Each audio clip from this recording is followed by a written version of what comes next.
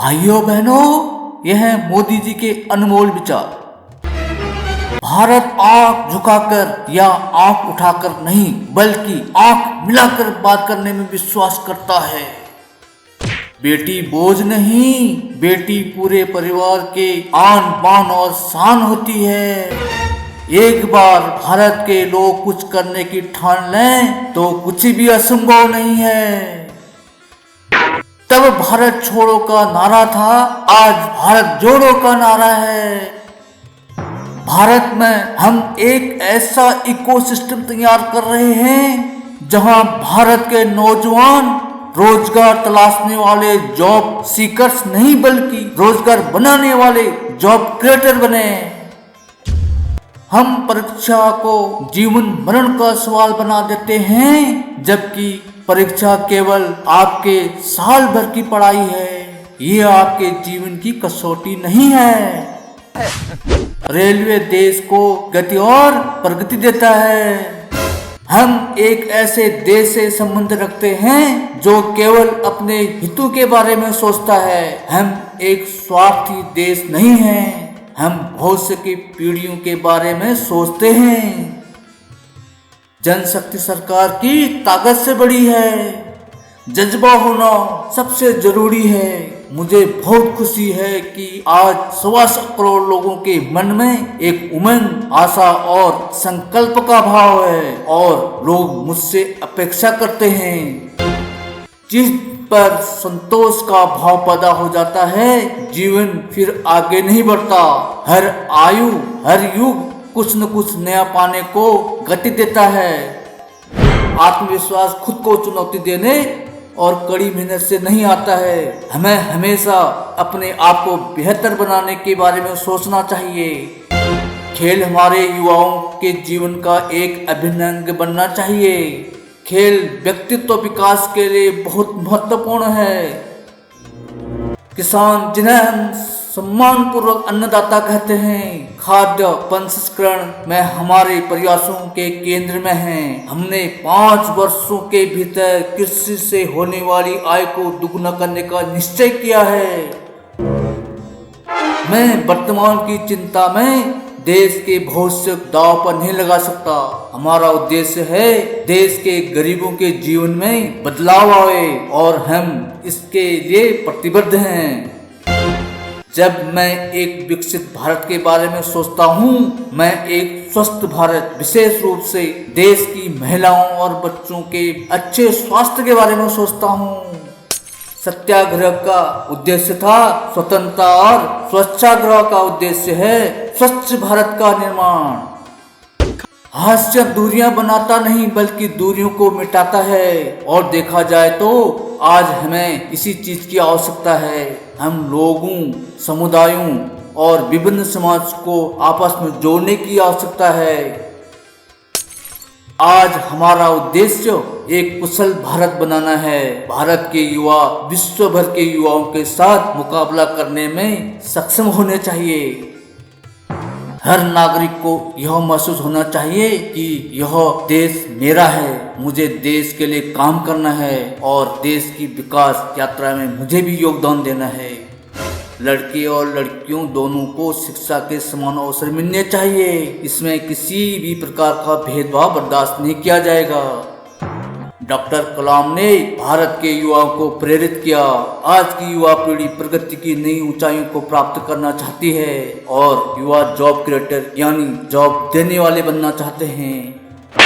जिन लोगों ने गरीबों को लूटा है, उन्हें गरीबों का हक वापस लौटाना होगा। देश में ईमानदारी के युग की शुरुआत हो चुकी है। मेरा उद्देश्य है एक ही पीढ़ी में भारत को विकसित देश बनाना। डिजिटल इंडिया से पारदर्शिता आएगी, सेवाओं का आदान प्रदान प्रभावी होगा, और सुशासन की दिशा में कदम आगे बढ़ेंगे। अगर व्यक्ति कुछ करने की ठान लें तो मुमकिन कुछ भी नहीं है। जन आंदोलन के माध्यम से बड़े बदलाव लाए जा सकते हैं। भारत की विकास गाथा तब तक पूरी नहीं होगी जब तक कि हमारे देश के पूर्वी भाग की प्रगति पश्चिमी भाग के बराबर न हो। उत्तर पूर्वी भारत के विकास का नया इंजन बन सका है। मेरी पूंजी है कठोर परिश्रम और 125 करोड़ देशवासियों का प्यार। मैं सभी माता पिता से अनुरोध करता हूँ वे अपने बच्चों की उपलब्धियों को सोशल स्टेटस न बनाएं। दूसरों बच्चों से अपने बच्चे की तुलना मत करें। आपके बच्चे के अंदर जो सामर्थ्य है उसे पहचानिए। अंक और परीक्षा जीवन का आधार नहीं है। खेल से टीम वर्क बढ़ता है। यह हमें दूसरों के योगदान को स्वीकार करने की भावना विकसित करता है। यह जरूरी है कि हम खेल को अपने देश के युवाओं के जीवन का एक अंग मानें। अगर आप तनाव में हैं तो सारे दरवाजे बंद हो जाते हैं। बाहर का अंदर नहीं आता और अंदर का बाहर नहीं जाता। विचार प्रक्रिया में ठहराव आ जाता है। वो अपने आप में एक बोझ बन जाता है।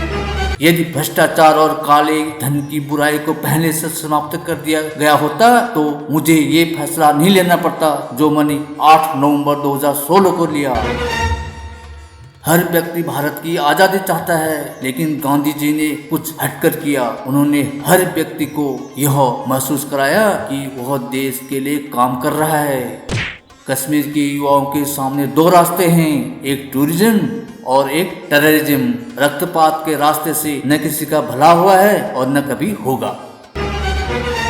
अब अटकाने लटकाने और भटकाने वाला काम नहीं होता है। अब फाइलों को दबाने वाली संस्कृति खत्म कर दी गई है। सरकार अपने हर मिशन हर संकल्प को जनता के सहयोग से पूरा कर रही है।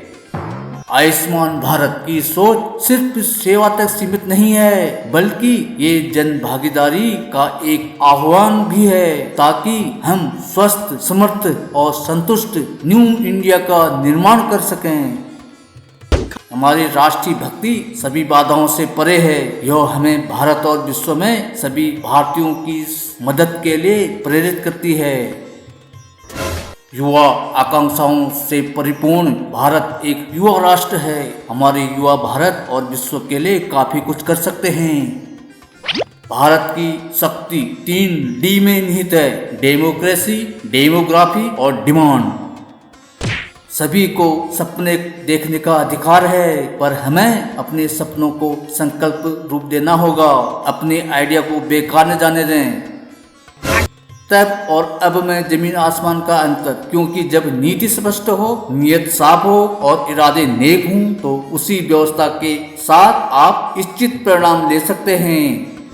आतंकवाद ने विश्व की मानवता को ललकारा है। विश्व की सभी मानवतावादी शक्तियों को एकजुट होकर आतंकवाद को पराजित करना होगा। मुझे इस बात की भी चिंता सता रही है कि टेक्नोलॉजी दूरियां कम करने के लिए आई, लेकिन उसका दुष्परिणाम ये हुआ कि एक ही घर में 6 लोग एक ही कमरे में बैठे हैं, लेकिन दूरियां इतनी हैं कि कल्पना नहीं कर सकते। स्वच्छता के लिए समर्पित भाव से किया गया प्रयास, यह अगर हमारा स्थायी स्वभाव बन जाए तो हमारा देश कहां से कहां पहुंच सकता है। देश का निर्माण सरकार या प्रशासन या कोई नेता नहीं करता है। देश का निर्माण इसके नागरिकों की ताकत से होता है। जल हो, जमीन हो, जी हो, उनका संरक्षण हमारा संकल्प होना चाहिए। हम भारतीयों को इस बात का गर्व है कि भारत विविधताओं वाला देश है। हम पासपोर्ट का रंग नहीं देखते, खून का रिश्ता देखते हैं। दोस्तों, वीडियो कैसी लगी कमेंट जरूर करना। जीवन में आगे बढ़ने के लिए इन महान लोगों के उल्लेख को जरूर पढ़िए। अगर यहाँ तक पहुंच ही गए हैं तो चैनल को सब्सक्राइब करके जरूर जाना।